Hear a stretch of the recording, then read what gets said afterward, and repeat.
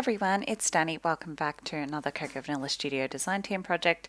Today I thought I would do something a little bit different and make a couple of pocket pages using the Marianne Bright collection.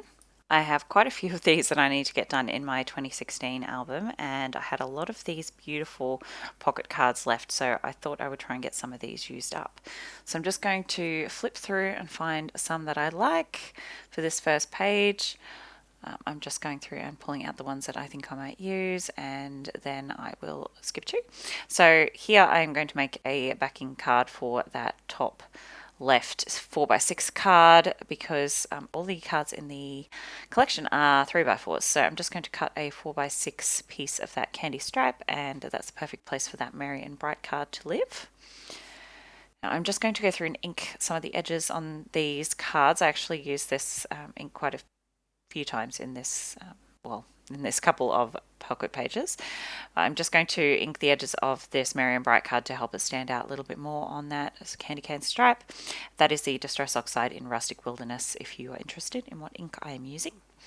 This card I really just wanted to use those hearts, so I'm actually going to fussy cut those off this card, and they are going to fit perfectly at the bottom of that card. I do like to cover up parts of my photos that aren't important or a bit unsightly or just kind of empty. I find it a really good opportunity to use some embellishments, especially in these pocket pages where a lot of the space is taken up by photos. I'm going to use that cute little Santa head. I haven't had a chance to use him yet, so that's the perfect place for him, I think. And I pulled out that Ho Ho Ho die cut, and I'm actually going to chop that up into 3 pieces so I can kind of stagger the words on the card there. Just like that. I'm just going to go ahead and stick those all down. And I mainly just use double-sided tape on these pockets because I feel like you don't need to be as careful about adhering stuff down in these pocket pages. I'm not sure why. In my head, I just feel like you don't need to. I suppose because the pockets are smaller, there's less kind of space for things to go missing inside the pocket if they fall off. And also, there's no drying time. So I'm just going to go ahead and ink the edges of this card, again, just with that same ink. And pop him in, and you can see I like to work mostly outside the page protector as I'm doing this. I know a lot of people sort of pull out one card at a time and then put it back inside the page protector when they're finished with it, but I tend to pop back and forth between the cards, so you can see I'm coming back to this one. I don't tend to just finish one card and then move on to the next. I sort of bounce around between them, so I just lay them out on top of the pocket. And they do move around a little bit. I suppose it could be annoying to watch, but I find it just the easiest way to work rather than taking things in and out of the pockets constantly. So again, on this photo, I just want to add a few florals in the bottom corner just to cover, well, not to cover up, that's just grass in the background, but it's a nice opportunity to use some embellishments. Obviously, I'm not covering up anything important. You can still see my little man completely in the photo, so just using that as an opportunity to use some of those beautiful florals that I fussy cut off one of the 12x12 pattern papers. I'm just going to use one of these tiny word stickers just down here. I think it says Eat, Drink and Be Merry. This was our playgroup breakup for Christmas party, so this is just before we went in. So I'm just going to add this die cut. I've just snipped off the half that was too big. I just wanted the half circle to add a bit of journaling here, so I'm just journaling that it was our playgroup breakup party. Just using a Pigma Micron pen for that. There we go. And then I did just want to use up the rest of this die cut because it's that really pretty floral, and I hate having sort of half cut up die cuts floating around. So I'm just going to tuck it in the bottom of that card there. I'm going to add a few of these little heart die cuts. I actually use quite a few of these on these pocket pages, and again, they're just a nice way to cover up some of the background clutter in these photos. So I have blurred out the background in these photos to try and hide some of that clutter, but there is quite a bit of stuff, like that's my dish rack, has dishes drying in it, in my kitchen, and there's some things out on the kitchen bench that I just kind of wanted to, cover them up so they're not so distracting, and just use some pretty die cuts to do that. I also just outline them with a white gel pen to make them pop a little bit more.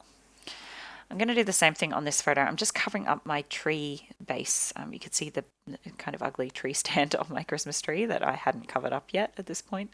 So just use some stickers to do that. This card, I'm going to take the opportunity to add a bit of journaling. I made sure to include a card with some space on it that I could add a few lines of journaling. Nothing really important, just about making Christmas memories. And I'll just add on a couple of these little die cuts as well to fill out that card. This card also, well, this photo also has just a kind of square corner in the bottom there where there's not much going on. It's just a bit of my floor and the edge of the rug. So I'm going to use that as a spot to add a few more of these little fussy cut florals. These are some of the smaller ones off of that 12 by 12 pattern paper that I fussy cut the whole thing out of. And I've been using the florals pretty much non-stop ever since. So I'm just going to use this red flower and a couple of the teeny tiny leaves to tuck in. Again, not covering up anything important, but it's just a pretty way to embellish some of your photos in your pocket pages. Trim off the excess. So there we go. And I'm just going to back the photo of, well, the two photos of my son in the bottom right corner on this pattern paper. That photo was just a little bit too small to fit in the pocket. So these photos are pretty much just random photos from December. I like to use pocket pages in my albums. I don't tend to do Project Life, but I just like to include them in my chronological yearly albums. So for this page, I actually want to do a 6 by 12. So I've just cut that pocket page in half, and I'm going to use that double-sided. But for the purpose of this video, I'm going to just show you how I'm doing it in a 12 by 12, so side by side, so you can see exactly what's going on. But in the album, it will just be a double-sided 6 by 12. So I've cut out that multicolored spot pattern paper for this card, and I'm just going to decorate it with some die cut baubles. That's what they're called. And that large one with a joy, I actually fussy cut off the cut apart sheet 12 by 12. And I'm just going to have these hanging from the top of the card off these little rhinestone strips. So it's kind of like a champagne gold colour. It's really quite pretty, and they just come in strips. These are just from the dollar store, so I'm just having those as the little hanging trailing pieces. And this page is actually for the Christmas parade from this year, so I have quite a few extra photos. I've already made two double 12 by 12, a double 12 by 12 spread, but I just wanted to add a few extra photos, so that's why I'm including this pocket. So I'm just going through and deciding what I want to do for all these photos to make sure they all fit on there. There weren't quite enough for a double 12 by 12 double-sided pocket, so I'm just making sure that they will all fit in the 6 by 12 pocket. And I'm just going through, flicking through these cards again, picking out the ones I really want to use, and it's hard because there are so many beautiful ones. I was just trying to get a good spread of colours and patterns and not too many words and some patterns. Good mixture. So I decide on those. I think I will add a couple more as well, I'm pretty sure.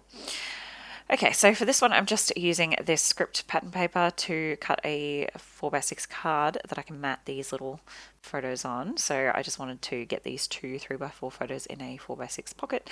So I've just trimmed them down a little bit, and then I'll back them on this pattern paper. Pictures of my son crossing the bridge to get to the parade. He was so excited, he was just running around like crazy. So I had to include those.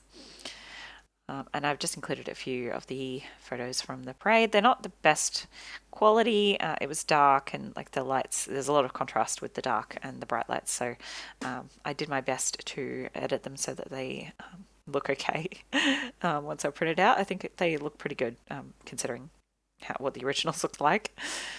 So I'm just going to use this card as a spot to really just make a decorative space. So I'm adding that little tag sticker, and I'm adding some twine, of course, some pink and white baker's twine, so pretty.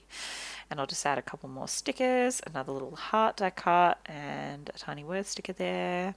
I'm going to pop this little flag banner just to cover up that rubbish bin in the background of that photo. I love to use stickers to cover up the ugly things in the background of my photos. And I'm just going to add this little candy stripe label. I'm pretty sure that was fussy cut off the cut apart sheet pattern paper. I just want to add a few lines of journaling here. Again, just using that Pigma Micron. And I think I was just saying he was so excited for the parade. And then I'll just pop on another one of those little heart die cuts. They come so much in handy for these pocket pages. Again, I'm just going to go through and outline them in the white gel pen. It just really helps them pop off the background. There we go. And then I'm going to outline, I think, that one and that one in black, because the white, just really wasn't standing out well enough. I'm going to ink the edges of this card. It really helps that to pop, especially with the mostly white background paper I've used there. I'm going to add some gel pen onto this card just to kind of create highlights on all the letters. This is a gold metallic gel pen, and I really love how this turned out actually. And that pretty much is exactly how I'm going to have that card. I'm not going to add anything else to it.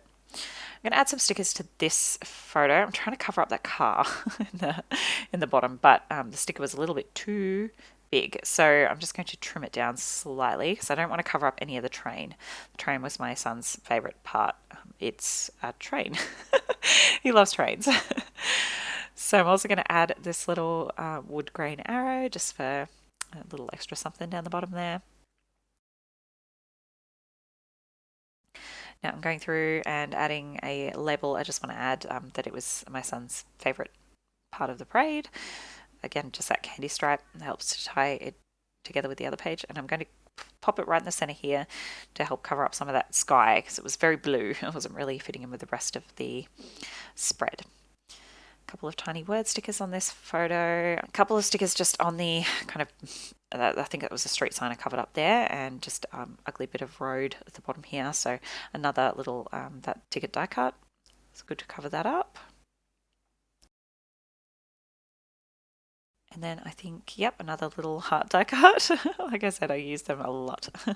Right in that space above my son and my husband. And then a couple of little stickers just in the top of this photo because it was a really bright light and it was kind of distracting.